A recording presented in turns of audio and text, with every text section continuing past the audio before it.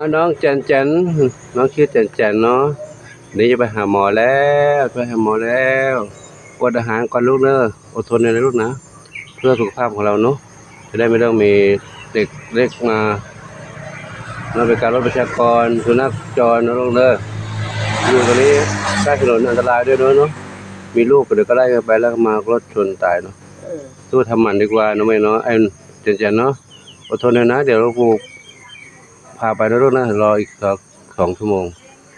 รู้หมอนัด10 โมงแล้วนะหมอนัด10 โมงเดี๋ยว9 โมงครึ่งจะมารับไปลูกนะอดทนหน่อยลูกเด้อไม่ต้องอดข้าวอดน้ำแป๊บนึงลูกตั้งแต่เมื่อวานแล้วเจนรอกันนะลูกเด้อเดี๋ยวปู่ไปวัดเดี๋ยวกลับมาลูกนะบิณฑบาตอยู่นะลูกนะบิณฑบาตอยู่เดี๋ยวกลับมาครับเจนนอนอยู่ศาลาหลังนี้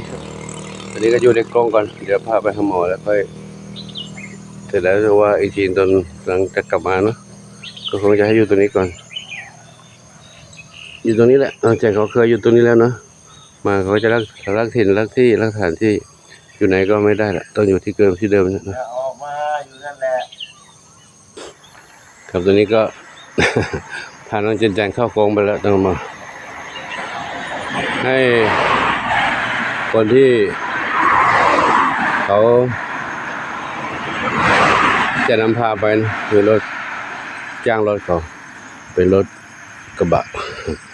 วันนี้ฝนไม่ตกพอดีนะถ้าฝนตกคงไปคงเปียกนี่ฝนมันหยุดแล้วฝนไม่ตก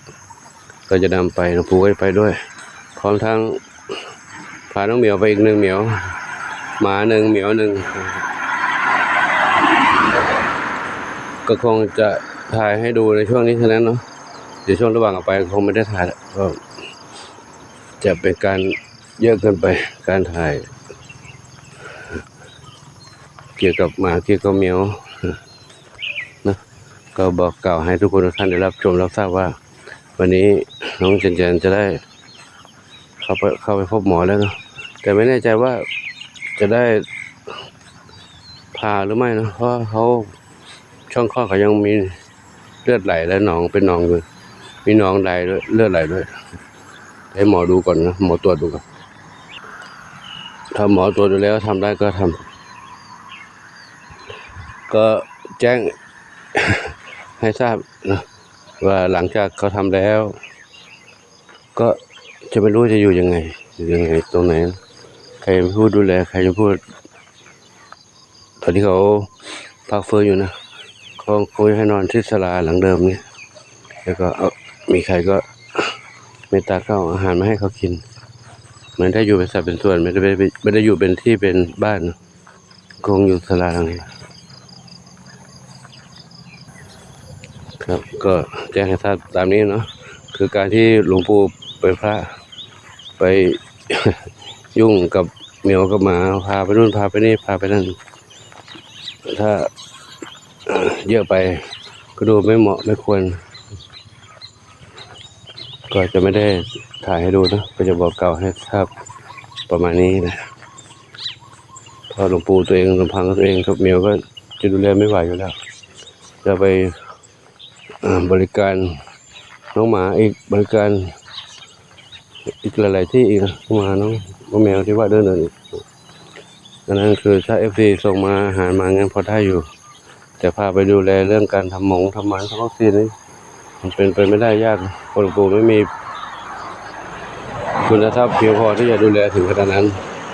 ทุกวันนี้ก็ได้จาก FC มาสมทบมาคนนั้นบ้างคนนี้บ้างเท่านั้นก็ไม่เพียงพอที่จะดูแลหลายๆชีวิตการไปแต่ละครั้งก็ใช้จ่ายกันเยอะสูงสำหรับหมาเจนใจนี้ก็ทั้งรถทั้งคนไปส่งไปรับไปส่งทั้งข้าวหมอรวมๆแล้วก็3,000 กว่าน้องเหมียวอีกน้องเหมียวเดี๋ยวนี้ทั้งตัวหนึ่งก็1,000 กว่าถ้ากลับมาดูแลอีกให้อาหารอีกให้อาหารเจนอีกดูแลพักฟื้นก็เป็นการลำบากสำหรับพระเนาะถ้าเป็นคนชาวบ้านเป็นญาติโยมที่เขามีเวลาไปมาขี่รถขี่ลาอะไรได้งั้นก็ยังพอสะดวกหน่อย อันนี้ก็แจ้งให้ทราบถ้าเคสต่อไปก็คงจะต้องคิดดูก่อนเพราะมันลำบากจริงครับปู่ไปไหนก็ต้องอาศัยรถคนอื่นก็ต้องจ้างเขาค่าน้ำมันค่ารถค่าอะไรปัจจัยแล้วก็ไม่ได้พร้อมเราเป็นวัดอยู่บ้านป่าบ้านนอกจริงๆครับบิณฑบาตทุกวันนี้ก็ยังไม่มีคนใส่บาตรเดินไปตามหน้าที่ของพระตามกิจของสงฆ์ครับที่ได้ออกมาบิณฑบาตนี่ก็เป็นกิจของสงฆ์ต้องออกมาเพื่อเดินบิณฑบาตโปรดญาติธรรมนะถ้ามีแค่ใส่ก็ซื้อตลาดวันนี้ก็ได้ซื้อมาแล้วซื้อคุณโยมสมบูรณ์กุจังรูปทำบุญวันเกิดวันนี้เนาะวันที่30จะถวายปัจจัยให้หลวงปู่จะซื้ออาหารใส่บาตรออนไลน์พร้อมทั้งซื้ออาหารให้น้องหมาน้องสีเท่าทานกับบุญหลวงได้กินด้วยวันนี้ไม่เจอเขานะก็เลยไม่ได้ให้กินเดี๋ยวไว้ให้ในโอกาสวันต่อไปนะให้ซื้ออาหารสุกอาหารสดอาหารหมูย่างให้น้องสีเท่าทานกับน้องบุญหลวงและน้องเจนด้วยเจนวันนี้ไปทำมันก็เลยไม่ได้ซื้อให้กินนะเดี๋ยวไว้วันต่อไปแล้วก็ได้ถวายปัจจัยหลวงปู่ซื้ออาหารมาฉันทั้งเช้าทั้งเพลนก็หลวงปู่ก็ได้จัดซื้อมาเช้ามาก่อนเดี๋ยวตอนเพลนเราก็ไปซื้ออีกที่หนึ่งก็ขออนุโมทนาสาธุขอบุญกุศลทั้งหลายจงเป็นพระราชาด้วยน้ำคำชูให้คุณโยมสมบูรณ์กิจจังรูปทำบุญวันเกิดวันนี้จงมีความสุขสมปรารถนาทุกประการเถิดกับสำหรับน้องเหมียวที่วัด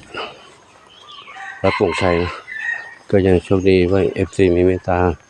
จะส่งอาหารมาให้เนาะได้อยู่ได้กินแต่ค่าใช้จ่ายอื่นๆนั้นก็ยังต้องใช้อยู่เช่นการเดินทางไปทำวัคซีนทำหมันตรวจสุขภาพน้องเหมียวนะก็ต้องใช้มียังอีกหลายตัวอยู่ที่จะต้องรอคิวทำต่อไปนะแต่กับช่วงนี้เจ็บป่วยผอมแห้งแรงน้อยก็ได้กินยาหยอดยาหลวงปู่ก็หยอดยาให้กินยาอาหารเสริมอาหารวิตามินสำหรับแม่ป่วยนะซึ่งก็ต้องดูแลเขานะให้อาหารด้วยความรักความเมตตาแต่ก็ยังโชคดีว่ามีอาหารมาส่งมากินถ้าตอนที่ไม่มีอาหารให้กินนี่หลวงปู่ก็เครียดเลยกุ้ม